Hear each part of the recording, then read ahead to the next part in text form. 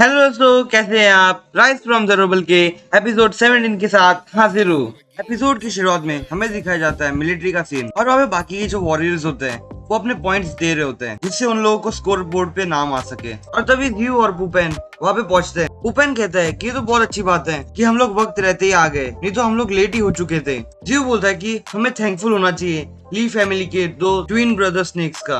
और जीव बता रहा होता है कि हमें उन लोगों से क्या क्या मिला। मॉन्स्टर बाइंडिंग रोप, फिर 2 डैगर्स भी मिले थे उसे, और उस रोप का यूज करते हुए वो लोग आराम से जल्दी से पहुंचे। और जीव पुपेन से पूछ रहा होता है कि जो सामने जो ब्लैक कलर के बालों वाला जो लड़का जो स्वॉर्ड पकड़ के खड़ा है, जी जैंग है क्या, और वो दूसरा ली होंग है क्या। और हमें जी जैंग के बारे में बताया जाता है वो एक्चुअली में 25 इयर्स का लड़का है जो मिलिट्री के लिए काम करता है और वो एक एडवांस स्टार वॉरियर है। और पुपेन बता रहा होता है कि जो वो जी जैंग है उसकी स्पेशल पावर ये है कि वो बहुत सारे मॉन्स्टर को एक साथ फेस कर सकता है और वो हमारा कॉम्पिटिटर है फर्स्ट प्लेस पे आने के लिए। और वो जी जैंग अपने पॉइंट्स को काउंट कराने के लिए आगे बढ़ता है और जैसे ही वहाँ पे जो लोग खड़े होते हैं वो उसके लिए चेयर कर रहे होते हैं। और वहाँ पे होंगवू को बहुत गुस्सा आ रहा होता है और वो होंगवू का एक साथी बोलता है कि हमारे पास कोई भी न्यूज नहीं आई उन लोगों से जिनके पास आपके पॉइंट्स हैं, शायद वो लोग किसी प्रॉब्लम में फंस चुके हैं। और होंगवू कहता है कि उन लोगों को सबसे पहले मेरे पास आना चाहिए था पॉइंट्स लेके, भले उन लोगों को अपनी लाइफ को सेक्रीफाइस करना पड़े। उन लोगों के कारण मैं जी जैंग से हारने वाला हूँ और अगर वो लोग कंपटीशन के बाद में अगर आए भी जिंदा तो मैं उन लोगों को परेशान करके मार दूंगा। और तभी स्कोर बोर्ड पे पॉइंट्स दिखाए जाते हैं जहाँ पे जी जैंग टॉप पे होता है 746 पॉइंट्स के साथ। और वहाँ पे लोग बोल रहे होते हैं कि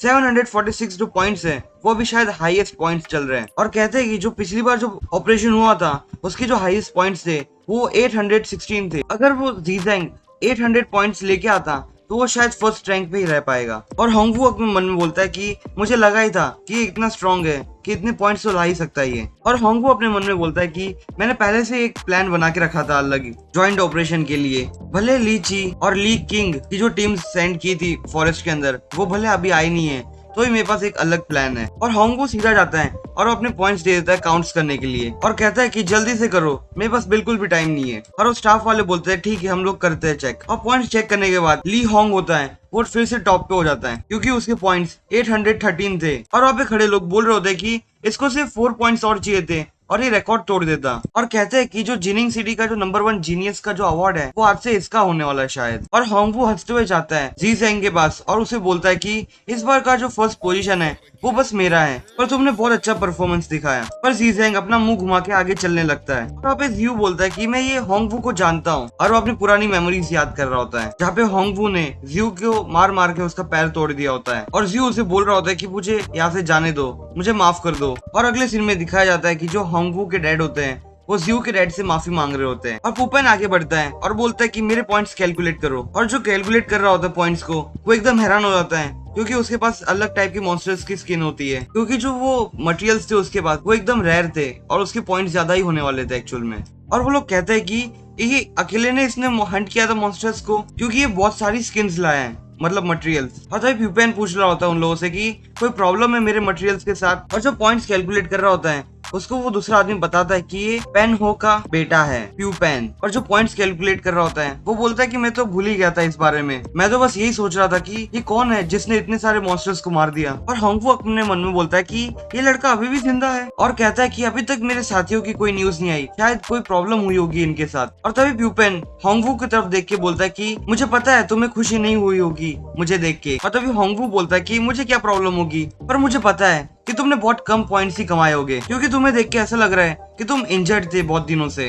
और पुपेन बोल रहा होता है कि मेरे पास इतने पॉइंट्स हैं कि तुम इतना इमेजिन भी नहीं कर सकते। और पुपेन उन लोगों से पूछ रहा होता है कि मेरे पॉइंट्स कैलकुलेट हो गए हैं क्या। और वो लोग कहते हैं कि रुक जाओ जरा, जो पॉइंट्स कैलकुलेट हो रहे हैं थोड़ा आराम से रुको। और वो कहता है कि आपके पॉइंट्स कैलकुलेट कर दिए गए हैं और आपने 835 पॉइंट्स गेन कर लिए हैं। और वहाँ खड़े सभी लोग हैरान हो जाते हैं और बोलते हैं कि इसने तो रिकॉर्ड ही तोड़ दिया और इसके पॉइंट्स तो होंगवू से भी ज्यादा हैं। और कहते हैं कि जो सॉरी प्यूपेन अब तो वो जिनिंग सिटी का जीनियस बनने वाला है। और पुपेन होंगवू के पास से जाता है और उसे बोलता है कि मुझे पता है कि तुम्हें एक्सपेक्टेड नहीं था कि मेरे पास इतने पॉइंट्स होंगे। और वहाँ पे जी जैंग आ जाता है और वो पुपेन से कहता है कि तुम होंगवू से उसका फर्स्ट पोजीशन छीन लोगे, मुझे ऐसा नहीं लगा था। और जी जैंग हंसते हुए बोलता है कि होंगवू तुमने बहुत जल्दी सेलिब्रेट कर लिया था अपनी विक्ट्री को। होंगवू एकदम गुस्से में पुपेन से कहता है कि भले तुम जॉइंट ऑपरेशन के अंदर फर्स्ट रैंक पे हो पर तुम जरा रुको। और पुपेन एकदम हंसते हुए कहता है कि मेरे पॉइंट्स इतने इनफ नहीं है कि मैं फर्स्ट रैंक पे आऊँ, जो फर्स्ट रैंक है वो सिर्फ मेरे ब्रदर को ही मिलेगा और यहाँ पे ब्रदर मतलब ज्यू की बात कर रहा होता है ये। और पुपेन ज्यू से कहता है कि तुम अपने मटेरियल्स जाके उन लोगों को दे दो, और उन लोगों को गिन के बहुत शौक होने वाला है। होंगवू कहता है कि ये ज्यू कौन है, मुझे जरा ये पहचाना पहचाना से क्यों लग रहा है। और जीजेंग कहता है कि ये मैंसनरी गिल्ड का मेंबर है क्या। और मैं अगले सीन में दिखाया जाता है कि जो पॉइंट्स होते हैं वो काउंट हो चुके होते हैं, और जियो उसको थैंक्स बोल रहा होता है। और जो मेंबर जो काउंट कर रहा होता है वो बोलता है कि तुम्हारे पॉइंट्स 810 पॉइंट्स है। होंगवू स्माइल करते हुए कहता है कि 810 पॉइंट्स वो बुरा नहीं है, पर वो इस अमाउंट के साथ फर्स्ट रैंक पे तो नहीं आ सकता। और भूपेन ज्यू से कहता है कि तुम्हारे पास जो वो स्पेशल आइटम है उसे बाहर निकालो, यहाँ पे छुपाओ मत उसे। और यहाँ पे ज्यू उस वुल्फ किंग का हॉर्न निकालता है, और ज्यू कहता है कि मैं तुम लोगों को थोड़ा परेशान कर रहा हूँ, पर इससे भी थोड़ा काउंट कर लो। और वो जो पॉइंट्स काउंट कर रहा होता है वो कहता है कि ये तो वुल्फ किंग का हॉर्न है।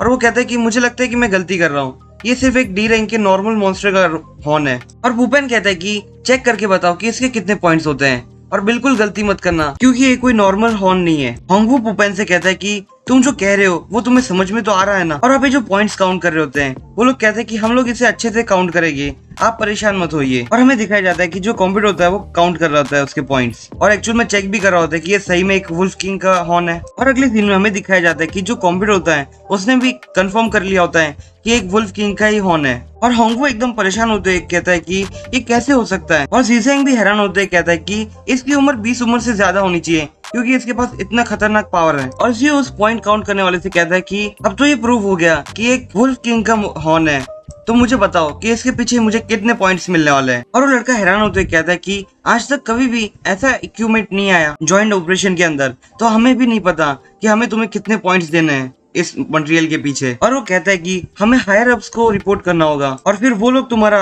डिसीजन लेंगे कि तुम्हें कितने पॉइंट्स मिलेंगे। होंगवू एकदम परेशान होते हुए कहता है कि उसकी उम्र का लड़का कैसे एक मॉन्स्टर किंग को मार सकता है, और ये बहुत अजीब बात है, और मुझे लगता है कि इसने उस मॉन्स्टर को नहीं मारा है। और होंगवू उसके ज्यू की मटेरियल्स को देख के बोलता है कि ये मटेरियल बिल्कुल वैसे ही है जैसे वो दोनों भाइयों ने मुझे रिपोर्ट किए थे 2 दिन पहले। और यहाँ पे वो दोनों स्नेक भाइयों की बात हो रही होती है। और यहाँ पे होंगवू को बहुत गुस्सा आ रहा होता है और कहता है कि उन्होंने उन दोनों भाइयों को भी मार दिया, और ऊपर से उन लोगों ने मेरे पॉइंट्स भी चुरा लिए, और ये जो फर्स्ट रैंक पे आ रहे हैं वो सिर्फ मेरा फर्स्ट रैंक है, और मैं मेरा फर्स्ट रैंक किसी को भी नहीं लेने दे सकता। और होंगवू कहता है कि इसने कोई भी मॉन्स्टर किंग को नहीं मारा, इसने बस चीटिंग की है गेम में, मतलब कि ऑपरेशन में। और होंगवू जोर से चिल्ला के बोलता है कि इस जीव के ऊपर एक इंस्पेक्शन करो। और होंगवू अपने आदमियों को भी बोलता है कि इस बंदे को पकड़ लो जिसने चीटिंग की है। और जियो हंसते हुए बोलता है कि तुम मुझे पकड़ने का ऑर्डर दे रहे हो इस मिलिट्री बेस पे, ये बहुत अच्छी बात है। और जियो बोलता है कि ये लोग मेरे एकदम पास में ही हैं, और ये बहुत अच्छा मौका है क्योंकि अगर ये लोग मेरे ऊपर अटैक करने जाएंगे तो मैं मेरी एक्टिवेट कर लूंगा स्किल्स को, और मैं मेरी दोनों स्किल्स का कॉम्बो इनके ऊपर अगर यूज कर लूंगा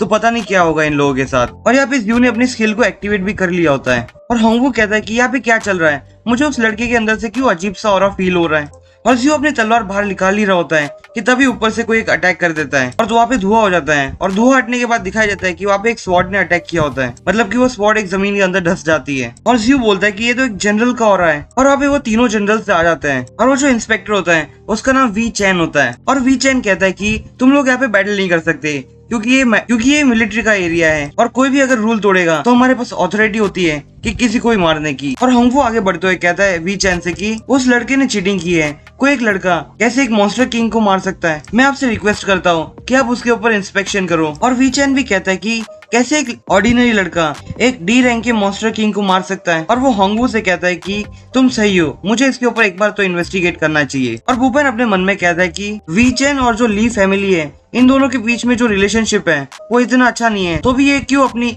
हेल्प कर रहे हैं होंगवू की। और होंगवू अपने एक स्माइल देते हुए कहता है कि जैसे जैसे मिलिट्री इन्वेस्टिगेट करती जाएगी तुम्हारे पास कोई भी चांस नहीं होगा सच बोलने के अलावा। और वी चैन कहता है कि जो हमारा मिलिट्री बेस है वो एकदम फेयर है, यहाँ पे कभी भी कोई चीटिंग नहीं होगी, और अगर ऐसा कोई प्रॉब्लम आएगा तो हम लोग उसे चेक जरूर करेंगे। और वो कहता है कि मुझे जरा चेक करने दो कि किसने हिम्मत की चीटिंग करने की। और जियो कहता है कि मुझे कोई प्रॉब्लम नहीं है, आप चेक कर सकते हो। और पुपेन कहता है कि चीफ आप आराम से चेक कर सकते हो, हमें बिल्कुल भी कोई प्रॉब्लम नहीं है। और वो पूरा आदमी वी चैन से कहता है कि आज होंगवू जरा अजीब बिहेव कर रहा है क्योंकि आज वो हार चुका था, और अगर आप मेरा ओपिनियन लो तो मुझे नहीं लगता कि यहाँ पे इन्वेस्टिगेशन की कोई जरूरत है। और वो कहता है कि तुम्हें क्या लगता है पैन हो।